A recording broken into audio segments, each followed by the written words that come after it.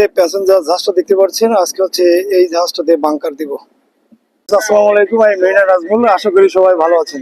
তো আজকে হচ্ছে আমি আপনাদেরকে একটা প্যাসেঞ্জার জাহাজ দেখাচ্ছি। তবে এটা যে শুধুমাত্র প্যাসেঞ্জার ক্যারি করে বিষয়টা এমন নয়, এটা প্যাসেঞ্জার এবং সেই সাথে রোড অর্থাৎ যাত্রী এবং মোটামুটি এটা একটা মাল্টিপারপাস কাজে ইউজ করা হয় এই জাহাজটা। তো এই জাহাজটা হচ্ছে একেবারেই নতুন একটা জাহাজ, এটা চায়নায় বিল্ড করা হয়েছে এই 2024 সালের অক্টোবর মাসে।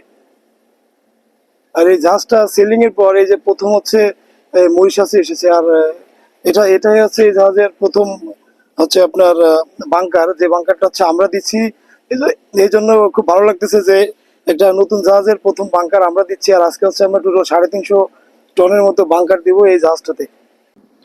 তো ভিউয়ার্স, এটাই হচ্ছে সেই প্যাসেঞ্জার জাহাজ, একেবারে ব্র্যান্ড নিউ জাহাজ। এটা 2024 সালের অক্টোবর মাসে এই জাহাজটা হচ্ছে আপনার বানানো শেষ হয়েছে। আর এই জাহাজটা হচ্ছে আপনার চায়নার একটা কোম্পানি এটা বিল্ড করেছে। আর এটা ছিল এই জাহাজের প্রথম সেলিং। আর প্রথমবারই হচ্ছে সেলিং এর পরে প্রথমবারই হচ্ছে আমরা এই জাহাজটাতে বাংকার দিব। আমি আরো কাছের থেকে আপনাদের জাহাজটা দেখাচ্ছি।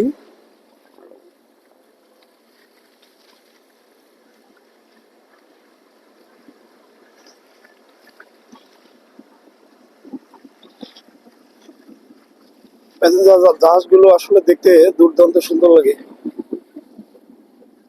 বলা যায় যে সমুদ্রের দানব।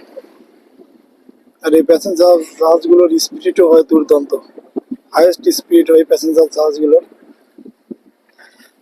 আর জাহাজটা আপনার চায়না থেকে মানে তৈরি করার পরে চায়না থেকে প্রথমেই হচ্ছে আপনার এই মরিশাসে এসেছে। আর এটাতে আমরা আজকে 350 টনের মতো বাংকার দিব আর কি এই জাহাজটাতে। এটা হচ্ছে মরিশাসের পোর্ট লুইস।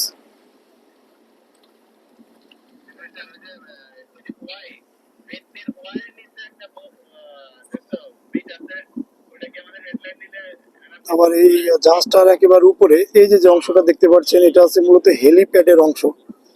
যদি আমি ড্রোন দিয়ে করতে পারতাম তাহলে অবশ্যই খুব ভালো লাগতো, কিন্তু আমার কাছে তো ড্রোন নেই, সেটা তো সম্ভব না। আর এই জাহাজটার হাইট আমার জাহাজ থেকে অনেক উঁচু, তো যে কারণে আমি সর্বোচ্চ চেষ্টা করলে উপরটা হয়তো বা দেখাতে পারবো না। তো এটা হচ্ছে জাহাজের হেলিপ্যাডের অংশ। আর এখানে যে দুটা লাইফ বোট আছে, মানে জাহাজ যদি সমুদ্রে ডুবে যায় বা বিপদে পড়ে তখন হচ্ছে এই লাইফ বোটের মাধ্যমে হচ্ছে মানুষের জীবন সেভ করে থাকে।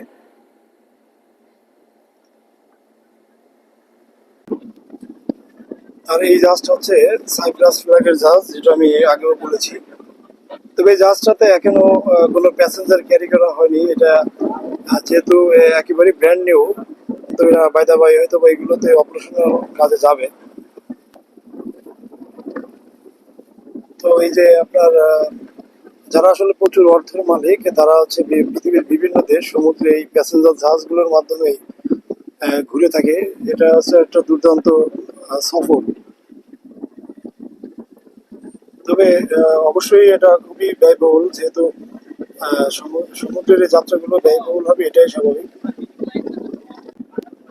যে আমার জাহাজ থেকে আমরাও দাঁড়িয়ে আছি অ্যালোনসেট হওয়ার জন্য। আর ওই জাহাজের ক্রুরাও যে দেখতে পাচ্ছেন, ওরাও অপেক্ষা করতেছে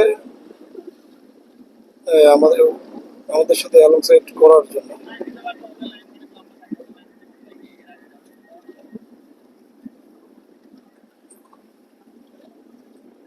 বিষয়টা হচ্ছে যে এরকম বড় জাহাজে বাংকা দিতে আসলে হচ্ছে আমাদের জন্য অনেক একটু সমস্যা হয়, মানে প্যারা হয়ে যায় আর কি বেশি। কারণ এই জাহাজের হাইট অনেক উঁচু। আর আমারটা যেহেতু বাংকার ভেসেল, তো আমারটার হাইটটা নিচে, তো হাইট উঁচু আর নিচে এই গ্যাপটাতে হচ্ছে আমাদের জন্য একটু কষ্ট হয়ে যায়।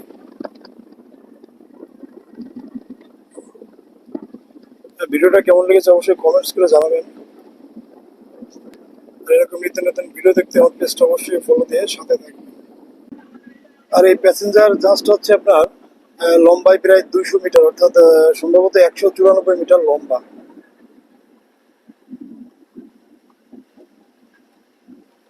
আর চওড়া হচ্ছে 32 মিটার। তো জাহাজের একেবারে উপরে দেখাচ্ছি যে এখানে দেখেন যে পুরো স্ট্যান্ড বাই। আসলে বড় জাহাজগুলোতে অ্যালং সাইড হতে গেলে বরাবরই সমস্যায় পড়ি, অনেক ঝামেলা হয়। আর এটা হচ্ছে জাহাজের হেলিপ্যাড। দেখেন এখানেও স্ট্যান্ড বাই আছে।